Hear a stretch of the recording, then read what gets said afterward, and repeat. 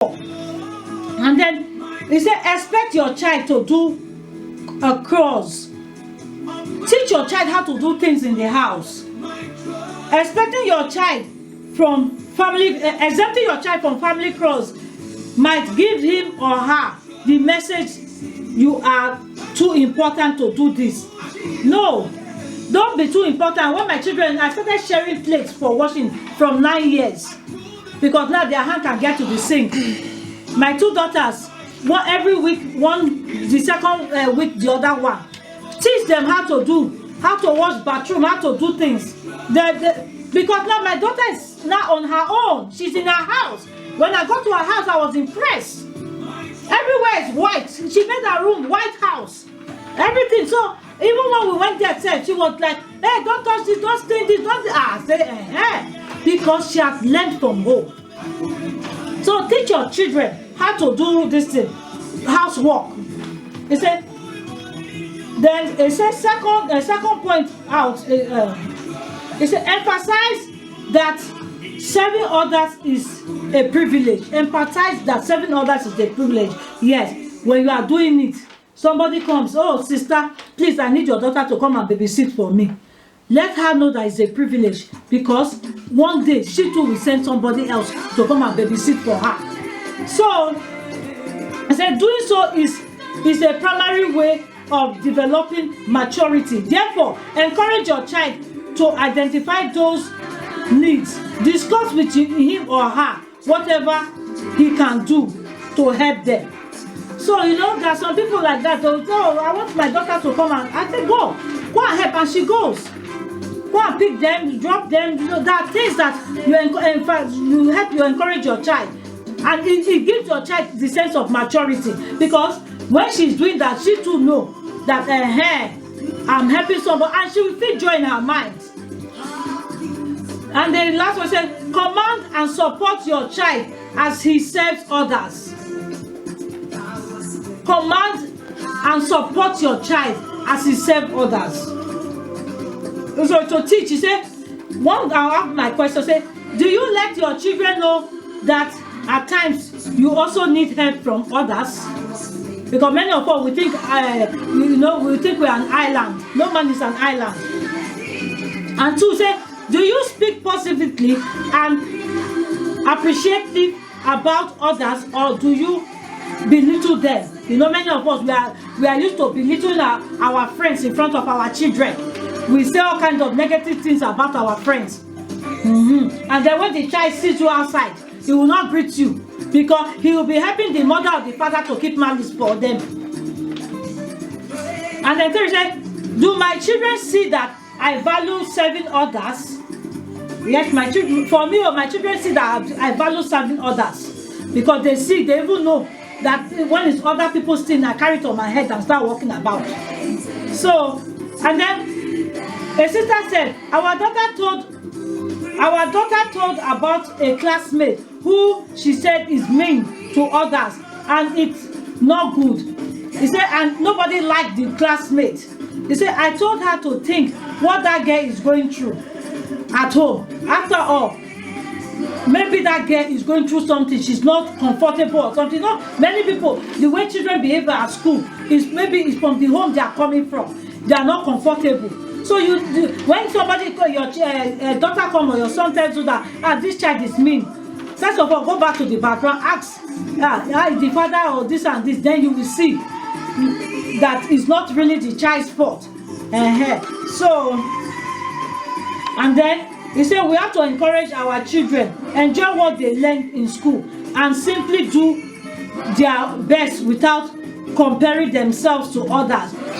We want them to know that we will not compare them to others elders. We are fond of comparing our children. Like today, even me and my daughter had one kind of argument. I was comparing her to her friends and everything. You understand? So, but it is not a right thing to compare your children to others. So all you have to do is to encourage your children. And I was writing this thing today. But me and my daughter had a little argument, and I was still comparing. But and later I just relaxed myself and said, no, it's not helping her. Because the more you are comparing, the more she's getting aggressive. And so you have to use another strategy not to make that child get aggressive. Praise the Lord. So number 3 is that they say how to be resilient. How to be resilient. He said a resilient person, he said, bounces back from obstacles and disappointment. This skill is acquired through experience. Just as a child cannot learn how to walk without an occasional fall, he cannot learn how to succeed in life without expecting occasional setbacks. So you know, all these resilient persons, they know how to bounce back anytime they have problems. So let me say, why is resilience important? Why is it important? Some children get discouraged when they meet with failure, adversaries, and criticism. Others give up entirely. However, they need to understand the following fact: failure is inevitable in some and in some endeavors. You know, you need to sometimes to fail. There's no how one will say you have never failed. And let's go to James 3 verse 2. He said, "For we all stumble in many things. If anyone does not stumble in what, he is a perfect man, able also to bridle the whole body." So if you know, there's no way that we do not stumble. And 2, it says adversaries. It says it affects everyone at some point in time. He said we can read Ecclesiastes 9 verse 11 says, "I returned and saw under the sun that the rise is not to the swift, nor the better to the strong, nor bread to the wise, nor riches to men or understanding, so nor favor to men of skill, but time and chance happens to them all." You see, all these things, it's just, you know, it's not as if you just have all these things like that, you know. But he said because of time and chance that you have all these things. Then 3, he said correction is vital for learning. Proverbs 9 verse 9. He said, "Give instruction to a wise man, and he will be still wiser. Teach a just man, and he will increase in learning." So you see, it does not really mean that correction is very vital. Praise the Lord. He said resilience will help your child to face life challenges with confidence. How to teach resilience when your child fails? They say Proverbs 24 verse 16. "For a righteous man may fall 7 times and rise again, but the wicked shall fall by calamity." Help your child put things in perspective. E.g., what would he or she do if he or she failed and led a test at school? You know, many of them, when they fail a test at school, what would he or she do? He might give up, saying, "I cannot do anything right." So you just don't have to let your children. You teach them how to be resistant. Praise the Lord. You say to teach. I'll just have to jump now because time is going. Okay, let me go to. There are many things that I wanted to say, but I can't. When adversary strikes, James 4 verse 14, he said, "Whereas you do not know what will happen tomorrow. For what is your life? It is even a vapor that appears for a little time and then vanishes away. Life is unpredictable. A person who is rich today might be poor tomorrow." Praise the Lord. So we just need to be very, very, very, very cautious of ourselves. Praise the Lord. So let me just leave this because time is going. I have so many papers here. So And then let me go to 4. It says how to be responsible. Many of us parents, we are not even responsible. How much less you want to teach a child responsibility?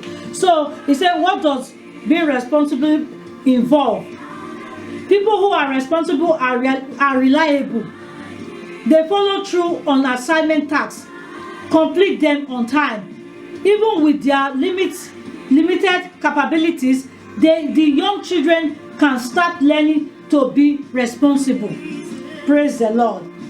So a child's capability to cooperate begins by 15 months, and his desire to start willingly starts at around 18 months. So see what he's telling you. A child capability to be responsible starts at 15 months, and to cooperate with you starts at 18 months. And you know, and that is when you tell a child, go and do this, go and do this, at 15 months, you know, he's bringing this, he's bringing that. You can send him. And then at 18 months, he has started cooperating with you. You teach him, oh, say yes, mommy, say that, do this, do that. The child is obeying. Praise the Lord. He said, why is being responsible important? The term boomerang generation describes young adults who leave home and try to live on their own, but fail on hard times and return to mom and dad. In some cases, this happens because the youth have never been taught to manage money or a household, or to live up a daily responsibility. So this is it. What is trying to tell us that you know, some of these children, they go out and then later, after 1 year, 2 years, they come back home. They could not make it because they were not taught how to manage money, how to be responsible, how to pay your rent and everything. My first daughter just left the house. My son have left the house. You understand? And ever since they have left, I have not heard come and pay me house rent or pay this one, this. You understand? When you decide to go, you know, when you teach your children responsibility, they know how to pay. Sometimes if I call her, I'll say, oh, I'm broke. He say, I've not paid my house rent. My son will be telling me I've not paid my car insurance. I've not paid, because they know they have to be responsible to pay their bills so that they don't come back home. Praise the Lord. So, and then we teach this thing, because if you don't teach them, they will come back home and depend on you, and you cannot be teaching an adult again, because that time you and they will be sharing house and they'll be shouting on you.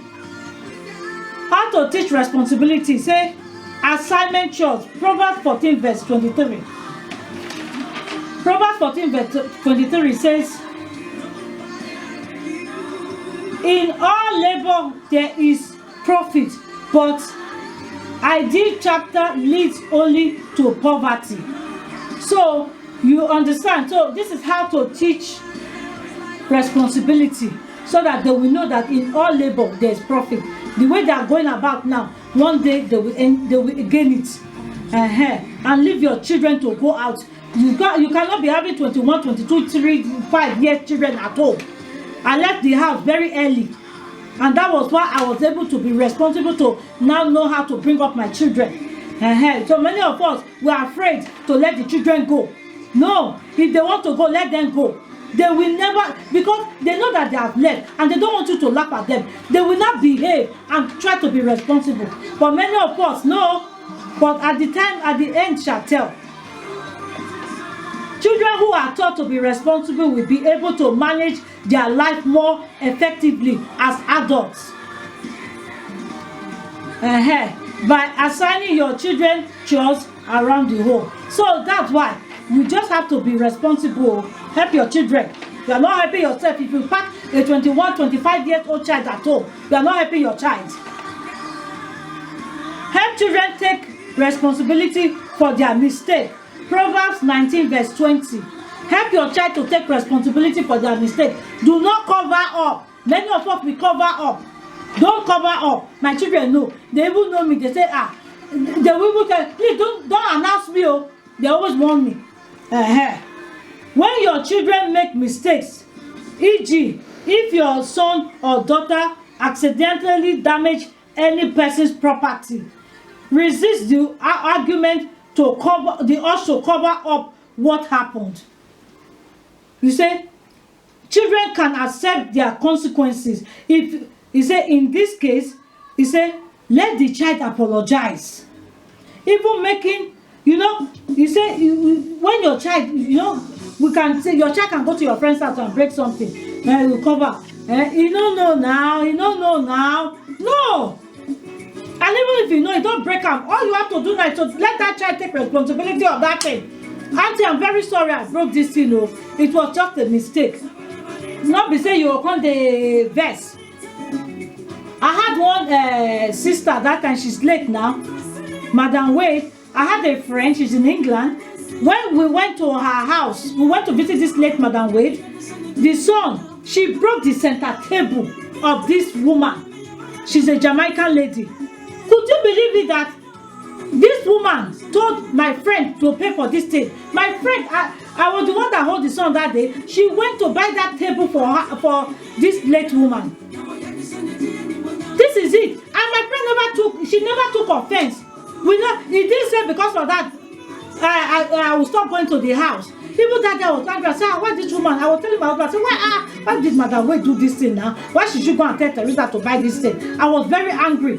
But, at a later point, when my friend is going to that house, she never went with the son again. She did not say because of that she will stop.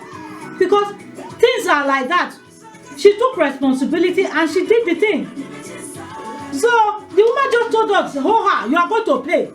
I just bought this table, center table, and she begged. If it's us now, we will never talk to her again. Never even go to that house again in your life. So these are the things. He said, 1, to be honest and admit their errors. 2, to avoid blaming others. 3, to avoid making excuses. 4, to apologize when appropriate. These are one things you need to teach your children. This is how for them to take responsibility for their mistakes.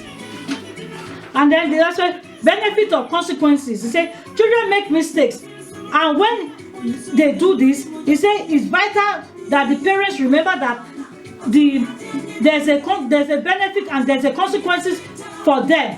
When your child make mistake and you see that he came to tell you, this and this, you can even give a gift or something because he has told you. Because he's telling you the consequences. He's telling you because he knows there's a consequences for this. For that now, you might not even get angry again.